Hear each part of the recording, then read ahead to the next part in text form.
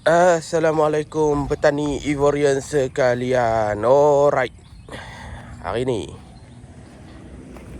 saya rasa macam teringin nak makan sengkuang calik dah. Tiba-tiba rasa nak makan sengkuang calik. Jadi hari ni kita akan tanam sengkuang. Mula-mula kita cari polybag.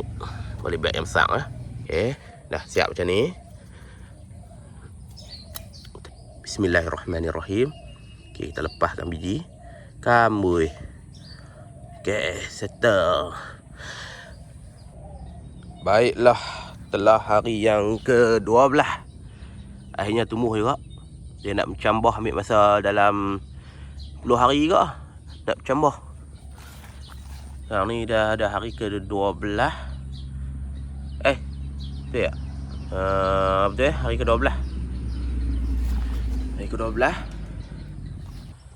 Okey, hari ke-15. Saya dah susun lah sebaris. Yang ni duk cadang nak tanam benda lain. Okey, pokok kita dah cabut-cabut rumput, tabuh baja, tu baja NPK 15. Kalau ada baja akak tu lagi seronok lah. Baik, hari ke-14.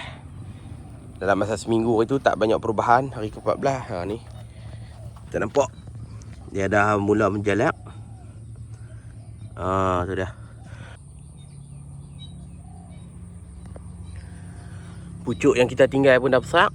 Tapi ada lagi satu perkara. Dia telah mengeluarkan bunga. Dan apabila kita telah menampak bunga ini keluar, maka potonglah dia.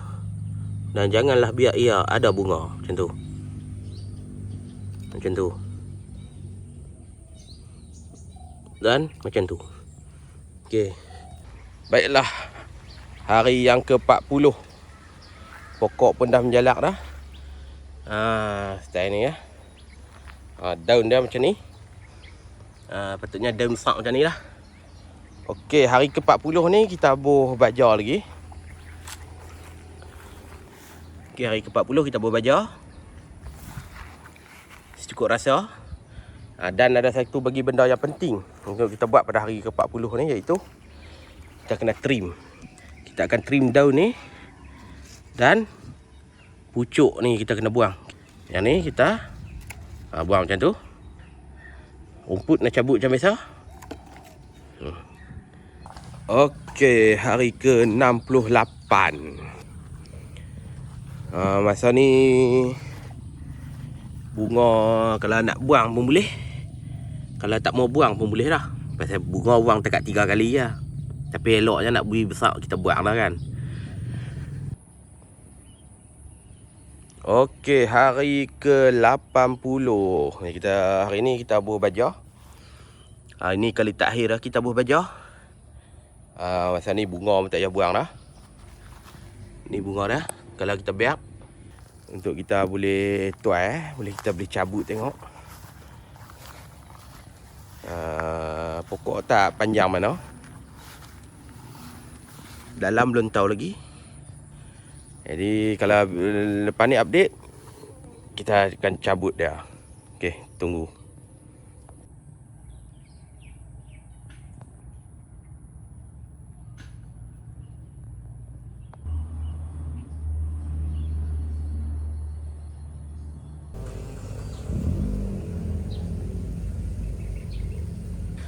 Dia akan keluar buah macam ni. Macam kacang ni. Boleh makan tau. Tapi ni lah nanti akan jadi benih pula. Okey, dah sampai hari ke-111. Tengok, adakah ada ubi? Oi, ketat agak ni. Bismillah.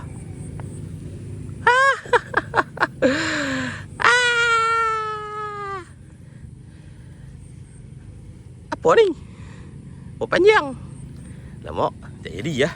Mula semut pun banyak. Okey. Yang nombor 2, adakah ada harapan? Adakah kekecewaan yang menanti? Allah, apa semua jadi panjang ni? Mana jadi bulat? No.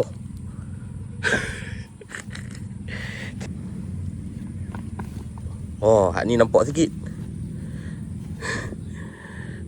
Awal sangat kau cabut. Ni nampak macam sengkuang sikit.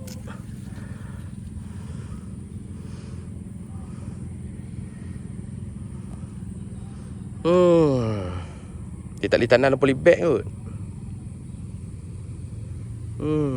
Nah ni nampak macam sengkuang lah. Ulat lah sikit. Ni apa benda? Ni apa benda? Tak jadi taruh benih lah. Tak nak taruh benih, tak jadi lah. Kita tarik, bismillah. No. Oh lemak, pasal buat jadi macam ni lah. Nampaknya tanaman kali ini adalah kegagalan yang memalukan. Okey, ni yang paling elok jadi kan. Kita dah belah, kita tengok. Allah. Itu je. Isi dah, rasa sikit Bismillah. Keraking, tawak lah tu. Kesimpulannya, jangan tanam ubi sengkuang di rumah. Semua rumah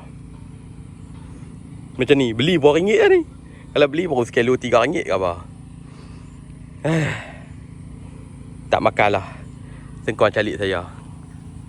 Jadi selamat mencuba kalau tak percaya.